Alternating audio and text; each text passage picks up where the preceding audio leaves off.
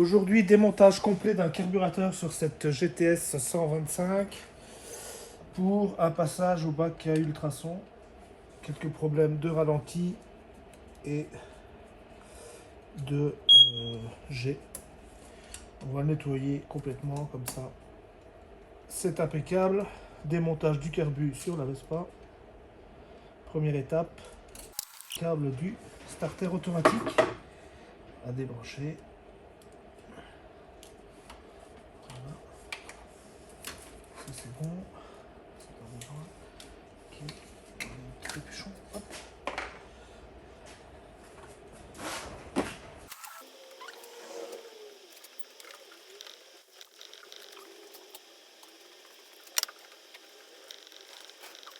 L'eau d'essence est abîmée, on va le couper et le mettre à nouveau. On en profitera pour remettre un nouveau filtre à essence.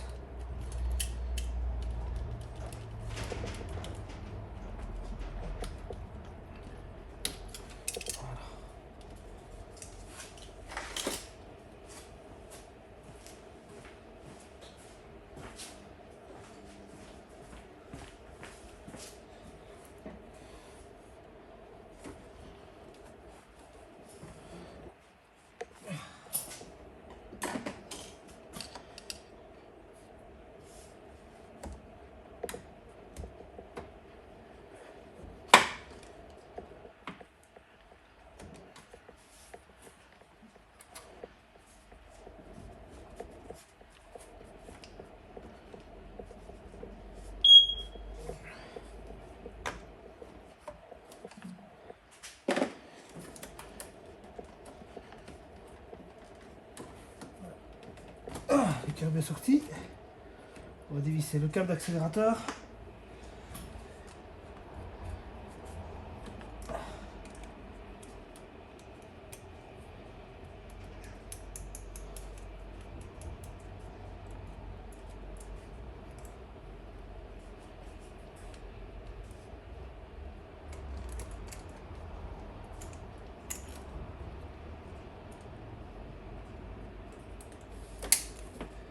Ça c'est une bonne chose de faite.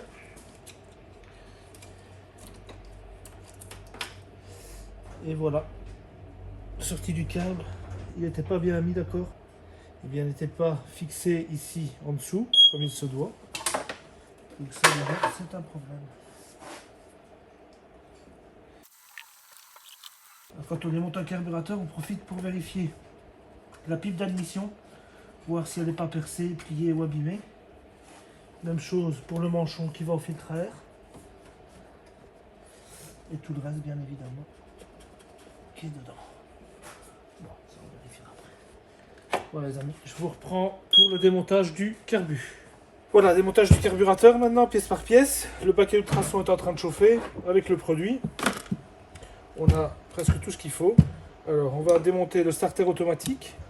Et ensuite, je vous montrerai comment tester un starter automatique.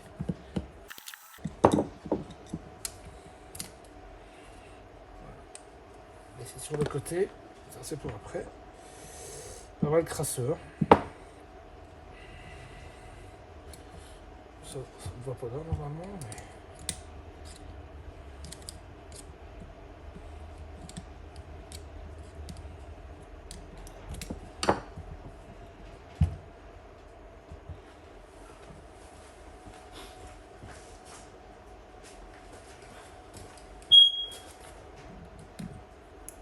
on va mettre à neuf.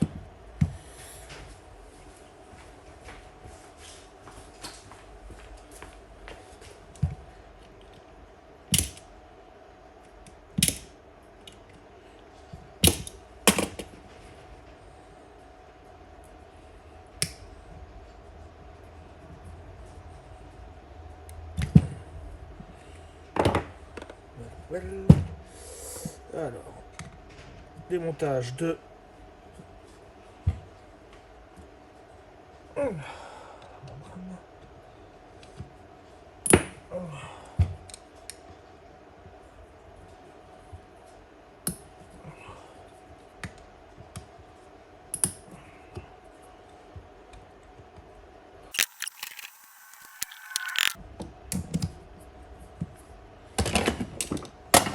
Tournevis à percussion, on l'utilise toujours avec parcimonie, doucement, parce que ça reste un carburateur, mais c'est la solution idéale.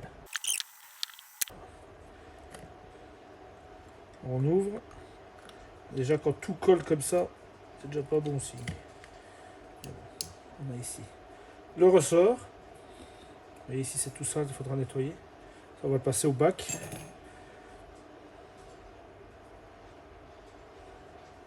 Le ressort, pas au bac. Alors la membrane, on tire la membrane. Alors plusieurs choses à vérifier sur la membrane. Déjà on enlève l'aiguille. D'accord, c'était monté comme ça.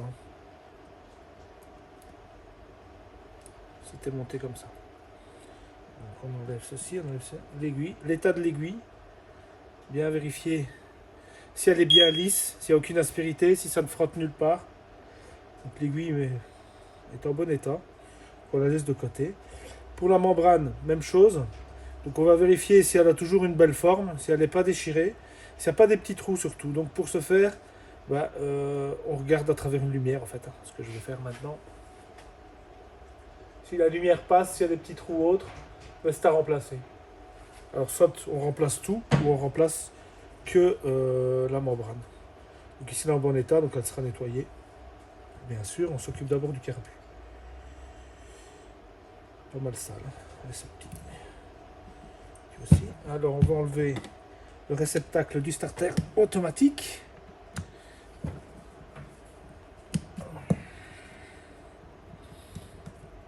Voilà.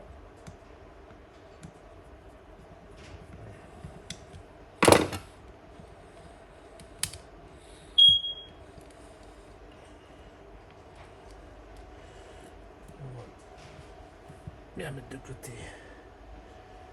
toutes les vis. Ça c'est pour jeter, ça c'est pour jeter. Voilà, ça c'est bon, ça c'est bon, ça c'est bon. Ça c'est à vérifier. Voilà. Alors ici il y a toujours un petit joint aussi. Donc dans l'idéal, c'est de le remplacer. Le carburateur, une fois que vous l'ouvrez, il faut changer la pochette de joint. Il y a 2 joints, il y a 3 joints dans un carburateur de GTS 125. Ça on va le passer aussi au bac à ultrasons. Il y a un joint ici pour le starter automatique, il y a un joint au niveau de la cuve et il y a un petit joint au niveau de la vis de richesse. Okay. Alors, la vis de richesse, on va vérifier comment elle était réglée d'abord.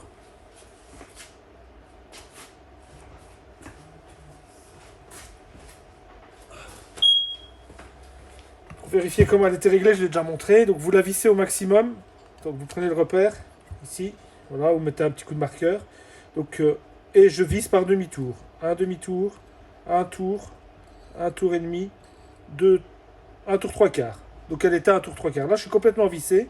Donc un tour 3/4, vous notez ça sur un bout de papier. Je vais faire tout de suite. Si vous avez peur d'oublier, on va noter 1 3/4. Comme ça, quand vous le remontez, vous mettez le même réglage qu'avant. Si la Vespa tourne bien, il n'y a aucune raison de changer le réglage. Donc on dévisse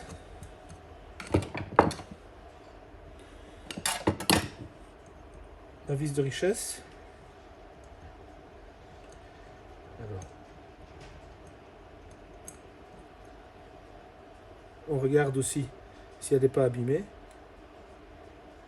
Vous pouvez aussi la passer au bac. Et alors, il doit y avoir un petit ressort, vous voyez, ici, pour ne pas perdre. Et à ne pas perdre surtout ceci. Alors, ça ne sort pas toujours aussi facilement. Je ne sais pas si vous le voyez là. C'est un petit joint et un petit joint spi. Enfin, une petite rondelle et un petit joint torique. Voilà. Alors ça, il est toujours préférable de le remplacer. La petite rondelle, c'est pas nécessaire. Mais le petit joint, il faut le remplacer. On va le mettre là avec l'autre joint. C'est très important de l'enlever parce que si vous le passez au bac à ultrasons de cette façon, le joint torique, il s'abîme de toute façon. Donc, une perte d'essence ici.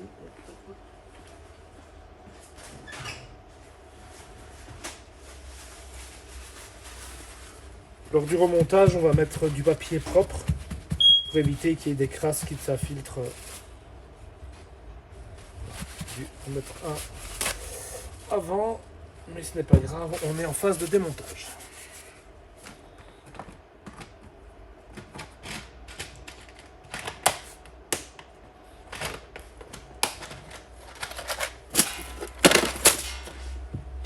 Alors on va passer ici à la cuve et on va vérifier l'état. Voilà,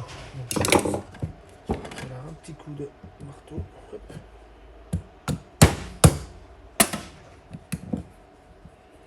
Vous voyez qu'un tournevis à percussion, ça va tout seul.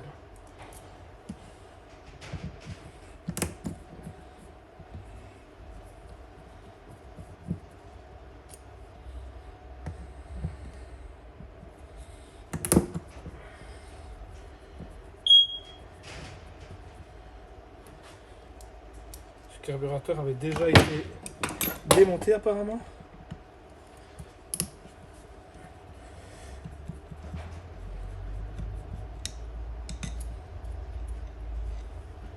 Voilà, 1, 2, 3, 4. Celle-là, on va la laisser en place. Okay. Alors, on va ouvrir. Quand vous ouvrez, attention à ne rien plier, rien abîmer.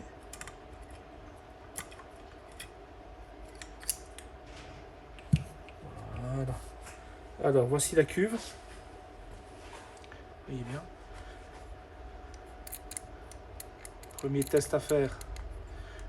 Vous appuyez sur ce petit accessoire ici pour voir si ça envoie bien de l'essence. En fait, quand vous appuyez là-dessus, c'est au démarrage ou en forte accélération. Ça envoie un petit surplus d'essence dans le carburateur, ce qui lui donne une meilleure reprise. On va enlever le joint parce qu'on va le passer au bac. On utilise des petits accessoires comme ça, même si on va probablement mettre un neuf. Je vais la mettre ici. Alors ceci peut être aussi démonté. Ça peut se démonter, ça peut se nettoyer. Alors il faut faire attention parce qu'il y a un ressort aussi là-dedans qui se trouve là-dedans. Et même chose ici, un petit ressort et une toute petite bille à ne pas perdre. Alors, vous voyez, vous avez ici un petit ressort. Là, pardon. Voilà.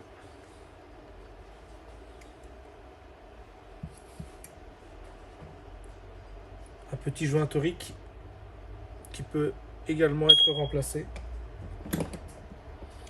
si nécessaire. Ceci, ça peut aussi être démonté si on veut vraiment l'ouvrir. Il suffit d'enlever le petit capuchon blanc.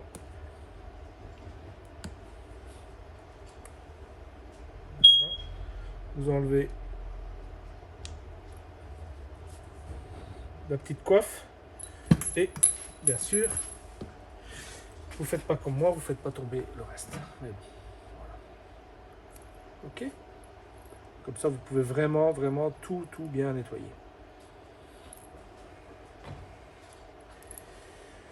On met ça de côté. Alors.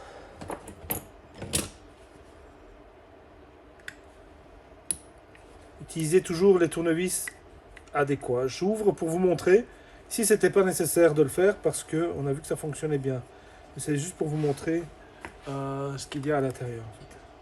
Donc ça, c'est comme un tout petit gicleur, vous voyez, avec un tout petit ressort. Si on arrive à le voir, voilà. Et dedans, je ne sais pas si vous voyez bien, là, il y a une bille en fait. Je vais essayer de vous montrer ça.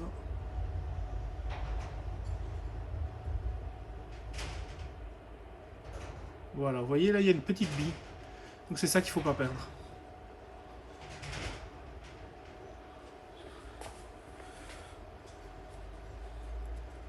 Voilà. Vous avez vu la bille ?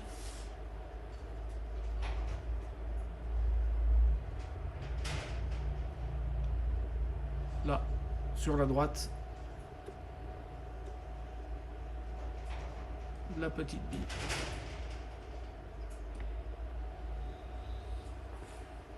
On va également la mettre de côté. Voilà.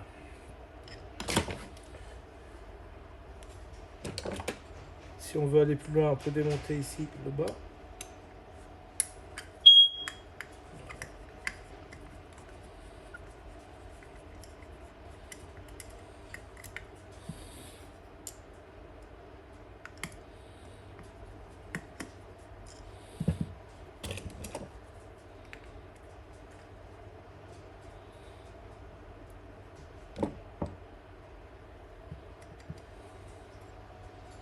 Non, ici il n'y a rien du tout.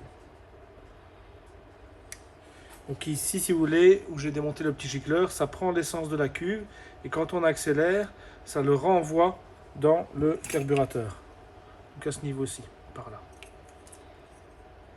Par là. Ok. Donc il y a un peu plus d'essence qui arrive dans le carbu. Alors lui, on va le passer complètement aussi au bac à ultrasons. On va le mettre là. Voilà. On va maintenant démonter le flotteur.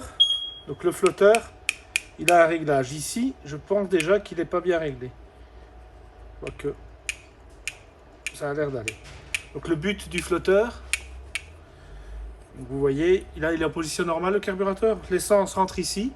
Au fur et à mesure que l'essence monte au niveau de la cuvette, eh bien, vous avez le flotteur qui monte. Et grâce au pointeau qui est là, hop, ça bloque l'arrivée d'essence. Si ceci n'est pas bien réglé, si le pointeau n'est pas étanche, s'il ne fonctionne pas bien, eh bien, vous avez de l'essence qui continue à rentrer. Pourquoi? Parce que le pointeau, le flotteur, comme il ne fonctionne pas bien, ben, ça laisse rentrer encore de l'essence. Et donc, on a trop d'essence. Ça veut dire que quand on accélère, on a un manque, on a un vide, on a un trou. Donc, on a de l'air, mais on n'a pas suffisamment... En fait, on a trop d'essence qui arrive. Voilà. À l'inverse, si on n'a pas suffisamment d'essence, parce qu'il est mal réglé et qu'il se bloque ici, ben, c'est pas bon non plus. Donc ça, on va vérifier le pointeau, on va vérifier les gicleurs ici. Vous avez le gicleur du ralenti et le gicleur maximum, comme on appelle. Disons là.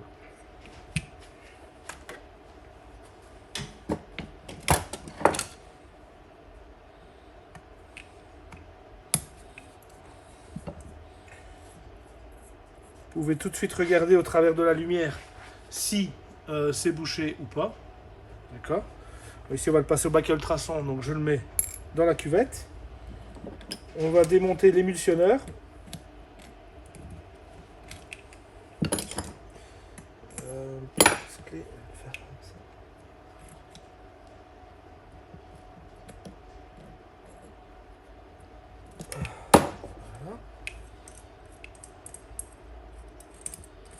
L'émulsionneur, vous avez une multitude de petits trous. Vous voyez? Donc là, je peux vous dire qu'ils sont bouchés. Il y a un autre gicleur ici.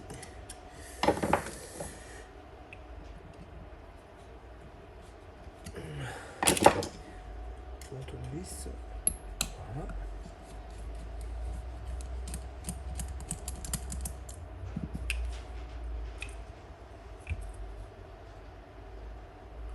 Même chose, bac à ultrasons. Hop.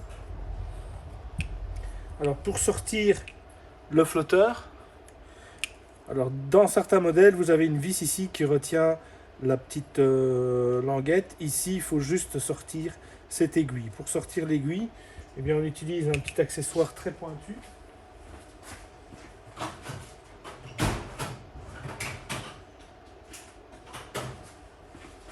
Moi, j'utilise ceci. Alors, il faut y aller vraiment doucement. Vous le mettez contre. Voilà. L'accessoire que j'utilise, il rentre vraiment ici dans le trou. Donc, vous poussez l'aiguille, voilà. Ça a un sens, hein. Et ensuite, vous avez votre flotteur et votre pointeau qui sont ici. Je ne sais pas si vous voyez bien. Là, le pointeau qui est là. Voilà. Le pointeau, il est suspendu à la languette avec un petit accessoire. D'abord, on va parler du flotteur. Alors, c'est assez rare que ça arrive, mais des fois, il peut être abîmé, percé. Donc, vous le secouez. Si vous entendez du liquide dedans, qui en l'occurrence ce serait de l'essence, ça veut dire qu'il est percé. S'il y a de l'essence qui rentre dedans, ben, il ne fait plus fonction de flotteur convenablement. Donc il est à remplacer. Regardez aussi si c'est bien aligné, s'il n'est pas plié, si la languette ici est toujours en bon état. Bon, celui-ci, il n'y a pas de problème. Donc lui, on le met de côté. Pour le pointeau, vous avez le petit crochet qui est là. Voilà. Et alors, il faut regarder ici l'état du pointeau. Donc souvent, on passe son ongle, sa main. On voit s'il n'y a pas d'accrochage. Essayez de zoomer, c'est très petit.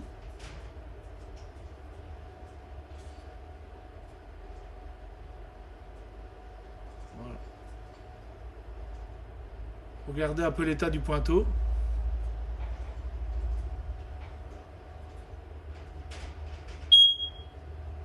Voilà.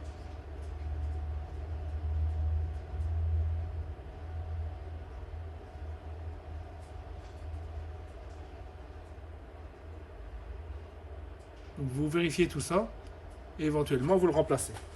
Donc lui, on ne le passe pas au bac à ultrasons, on va le nettoyer avec du nettoyant carburateur ou du nettoyant frein ou ce que vous voulez. Ensuite, vous avez le réceptacle de l'aiguille qui est ici. Donc quand j'ouvre le carbu là,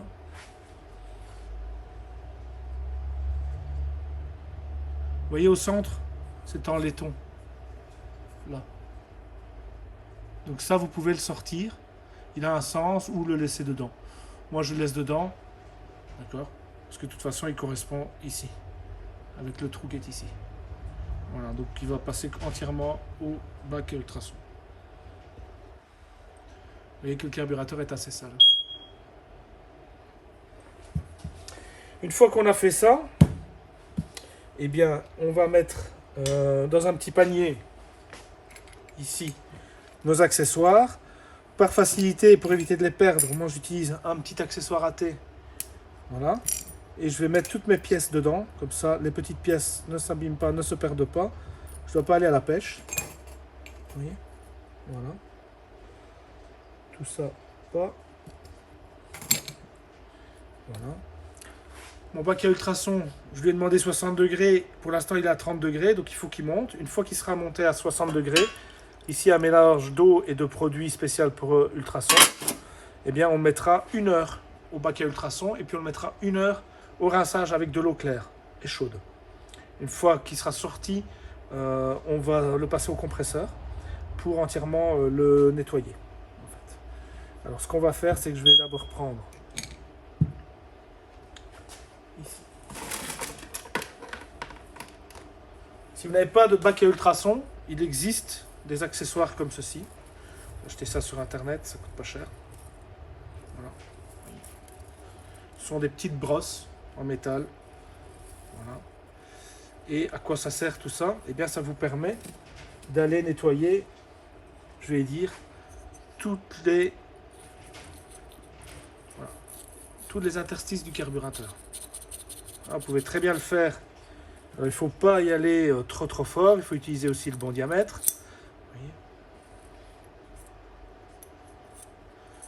Vous allez un petit peu partout où vous pouvez.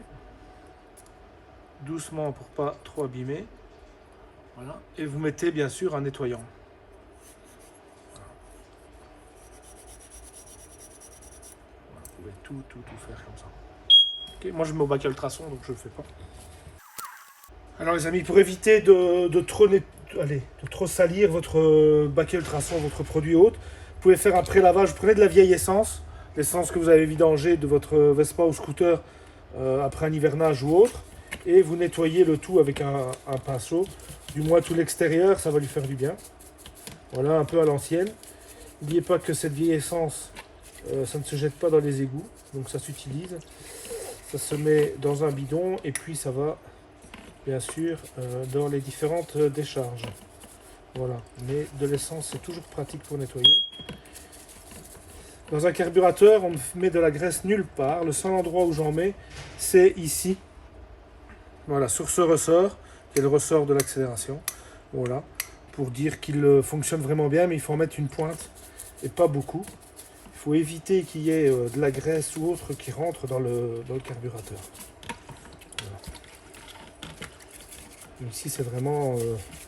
allez. Pour enlever le plus gros, on va dire. Et lui, il va aller ici dans le panier. Donc j'ai mon panier qui est prêt. J'ai mes petits accessoires qui sont prêts. J'attends juste la chauffe du bac à ultrasons. En attendant, qu'est-ce que je vais faire? Je vais nettoyer toutes les autres pièces. D'accord. Tout doucement. Alors ça, c'est la guillotine et la membrane. Toutes les autres pièces qui ne peuvent pas aller au bac à ultrasons. Ici, c'est un caoutchouc, donc voilà. C'est parfait. On va attendre que le bac à ultrasons chauffe et je reviens. Alors entre temps, on a remplacé, en attendant que le bac à ultrasons chauffe, on a remplacé le tuyau d'arrivée d'essence. Vous voyez là? Un nouveau filtre à essence aussi. Et le deuxième petit tuyau qui va jusqu'à la pompe à essence qui a été remplacé.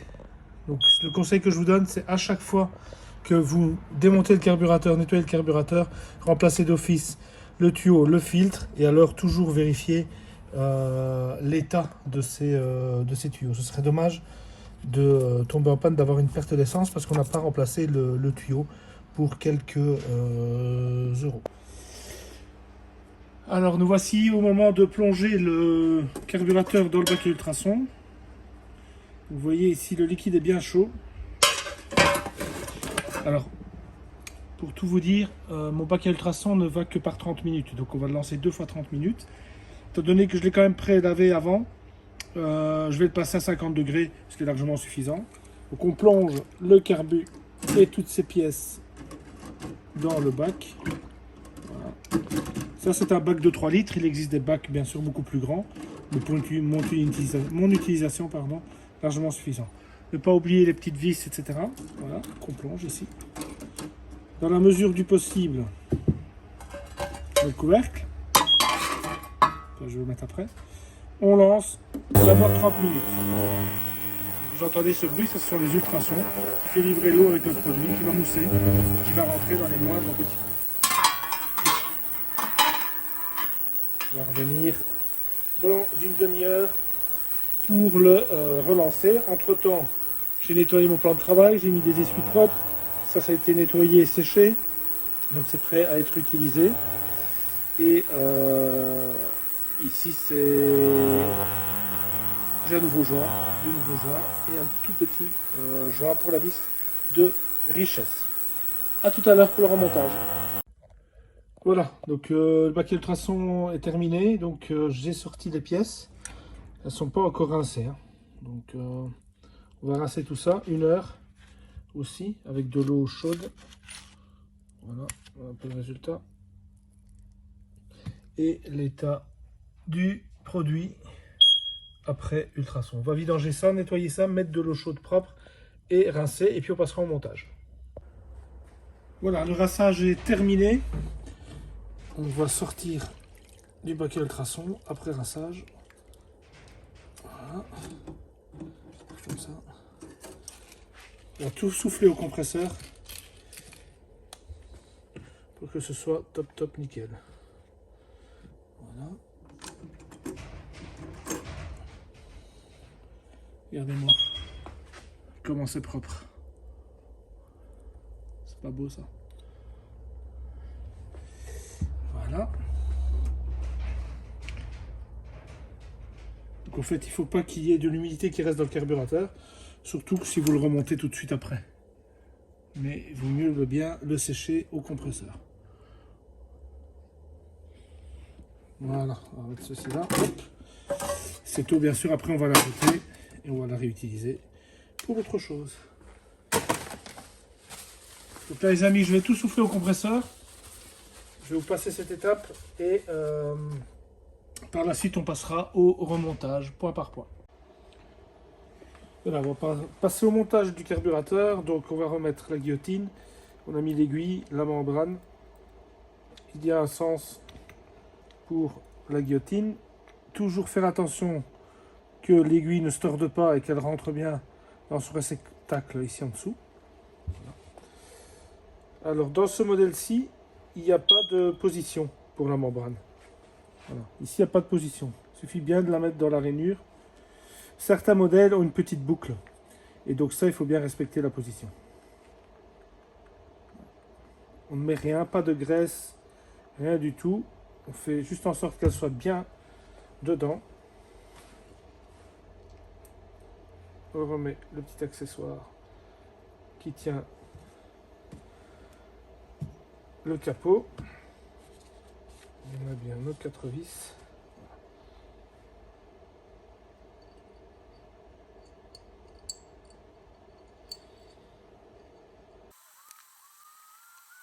Voilà, donc ça doit bien se fermer comme ceci. Et alors vous vérifiez que la membrane fait bien, que le ressort fonctionne bien. Ici. Et ça redescend bien.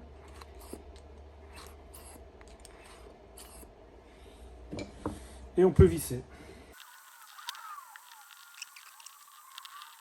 On ne visse pas, on ne serre pas à fond. On met d'abord les 4 vis contre. Voilà.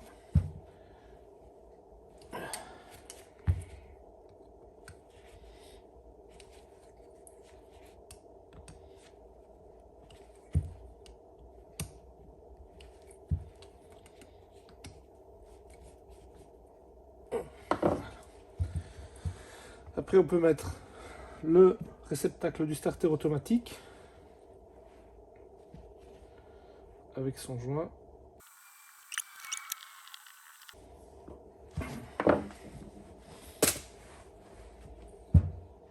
Ça c'est fait. Alors, on continue avec la vis de richesse qui est ici. Alors, souvenez-vous, il y avait le ressort, la petite rondelle et le petit joint torique qu'on met neuf bien sûr, surtout le petit joint torique. La rondelle, pas trop nécessaire si elle est en bon état.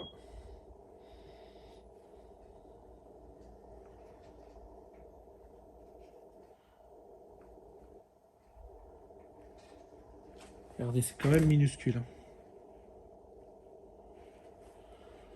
Faites attention à ça, bien positionné. Alors souvenez-vous, pour la vis de richesse, il faut la régler. Pardon.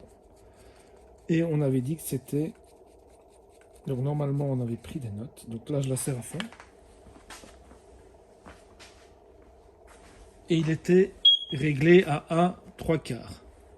Par expérience, moi je vais le régler plutôt à 2. Donc on la serre au maximum, on prend un repère. 1,5, 1, 1,5, 2. Voilà. Et la vis de richesse est réglée. Ensuite, on a les gicleurs, donc l'émulsionneur.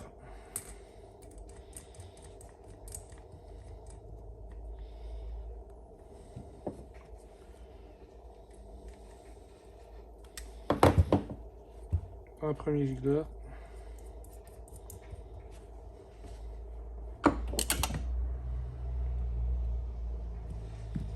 Deuxième gicleur.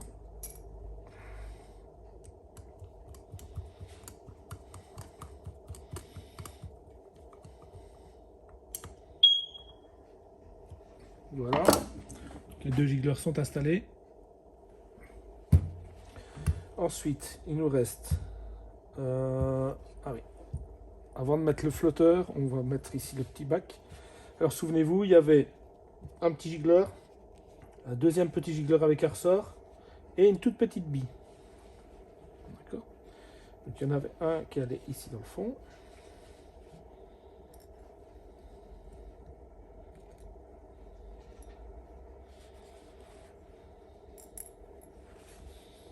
C'est très petit. Faut pas avoir des gros doigts comme moi. Essayez toujours d'utiliser les tournevis de la bonne taille. Surtout quand c'est tout petit comme ça. Voilà.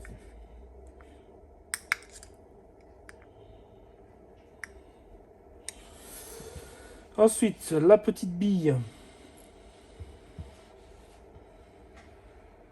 et le ressort.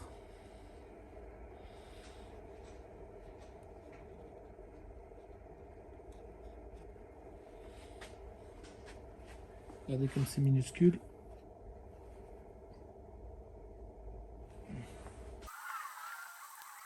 Ensuite, on va remonter le système qui actionne tout ceci. Souvenez-vous, on l'avait démonté, on a changé le petit joint torique, on l'a nettoyé.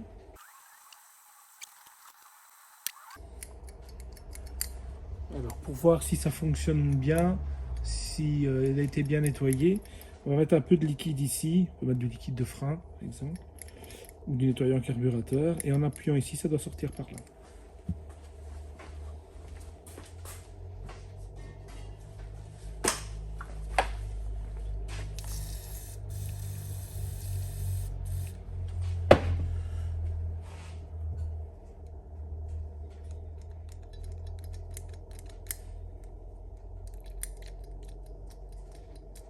Voilà. Donc ça fonctionne bien.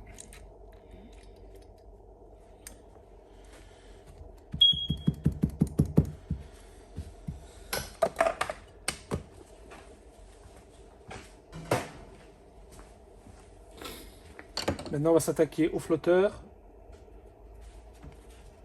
et au pointeau.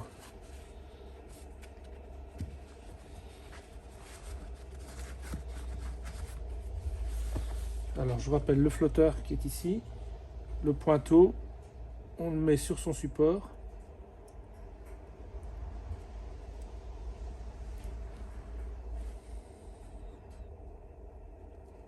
Voilà. On va l'introduire dans son emplacement, son réceptacle. Ici.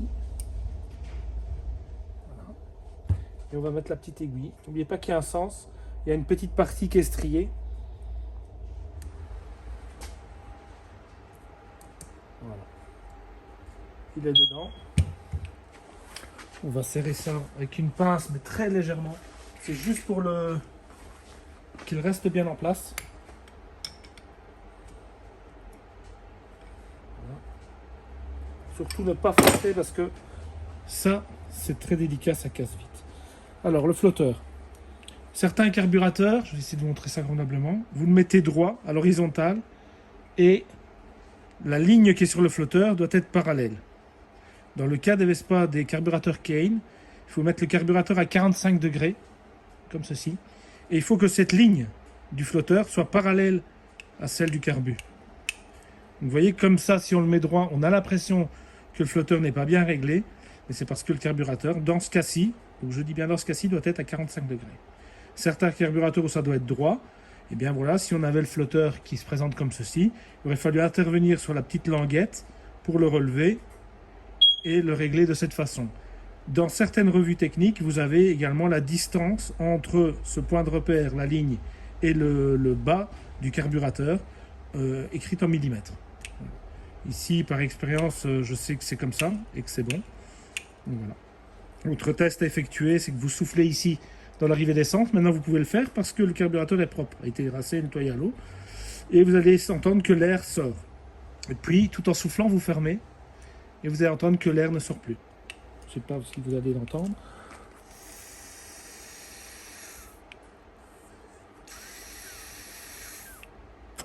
Voilà, je ne sais pas si vous l'avez entendu. En tout cas, c'est le principe. On va remettre le couvercle. Ce joint-ci, il est facile parce que c'est un joint qui est déjà préformé. Dans certains carburateurs, certaines pièces, le joint n'est pas préformé, donc il ne tient pas, surtout quand c'est un rond et qu'il arrive ovale ou autre. Donc à ce moment-là, on peut mettre juste une toute petite pointe de graisse, mais je dis une petite pointe aux extrémités pour qu'il tienne. Ici. Au niveau de cette languette, qu'il n'y a rien qui bloque. Et là, on va pouvoir mettre les 4 vis. Toujours mise contre, mais pas serrée. Alors, je vais vous donner aussi une autre astuce. Si vous voulez tester votre flotteur et votre pointeau, voir si ça fonctionne bien avant de le monter sur votre Vespa, scooter, moto, eh bien, c'est assez simple. Vous faites un test avant de le monter. Comment on fait? 3, 4. Eh bien, vous fabriquez un petit, je vais vous montrer, réservoir, vous l'achetez tout fait, peu importe.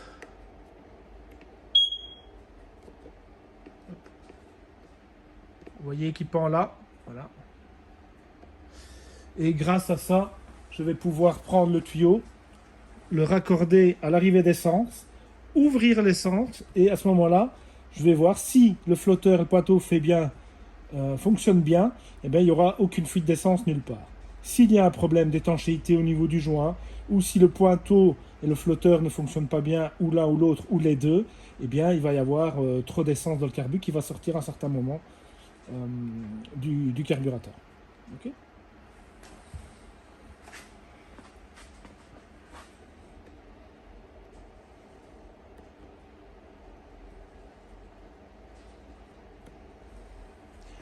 Alors là, en pièces, avant que je teste, il nous reste ce petit accessoire. Et alors, il reste le starter automatique. Le starter automatique, je vais vous montrer maintenant comment on vérifie son fonctionnement avant de le remettre sur le carburateur. Et ensuite, on installera le carburateur sur la Vespa et on va démarrer.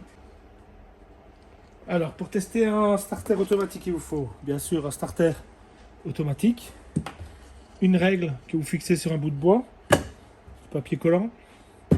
Et alors ici je me suis fabriqué un petit accessoire, donc une fiche femelle que je vais brancher à une alimentation 12 volts. Pourquoi faire?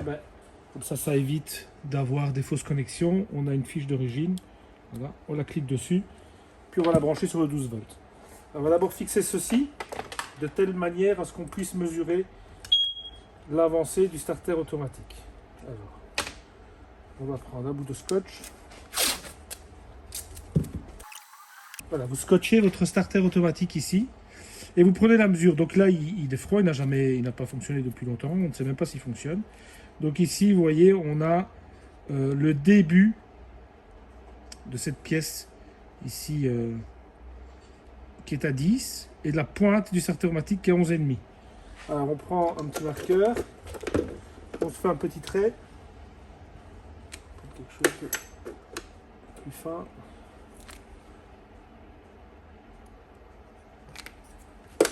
Donc j'ai fait ici un trait, vous voyez, correspondance avec la pointe.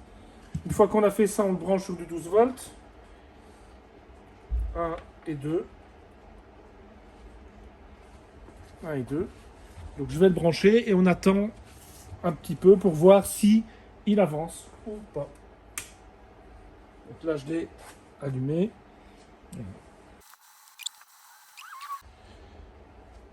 Alors, on va regarder maintenant. Quelques minutes sont passées. Donc, vous voyez que ça a pas mal bougé. Attendez, hop. Voilà. Donc, il s'est avancé. Vous voyez? Là, la pièce était vraiment au bord, au bord, au bord. Et ici, on est presque à 12.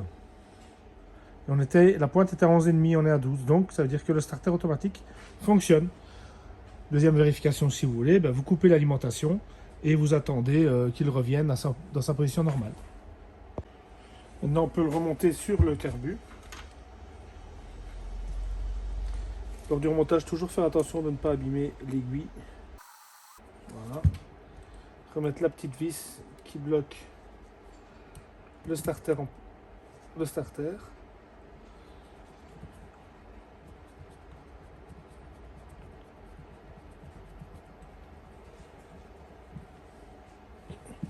Et voilà, donc vous voilà avec un carburateur, je ne vais pas dire tout nouveau, tout propre, enfin en tout cas tout propre oui. Il arrive parfois qu'il y ait des éléments dans le carburateur qui sont fort abîmés. Et ça ne vaut pas la peine de remplacer des pièces, mais plutôt d'en acheter un neuf. Pourquoi? Je vais vous donner quelques exemples. Un starter automatique, ça va entre 90 et 130 €. Le starter automatique, que cette pièce-ci. Donc s'il est en panne, et que vous remplacez ceci, vous en avez entre 80 et 130. Je ne parle pas de main d'œuvre, je parle que de prix des pièces. Si vous voulez remplacer la membrane qui était ici, complètement avec avec la partie métallique, le boisseau, la guillotine, pardon, eh bien, vous en avez pour 70-80 €. Un pointeau, un kit de joint, c'est 25 €. Pointeau, flotteur, c'est des dizaines d'euros.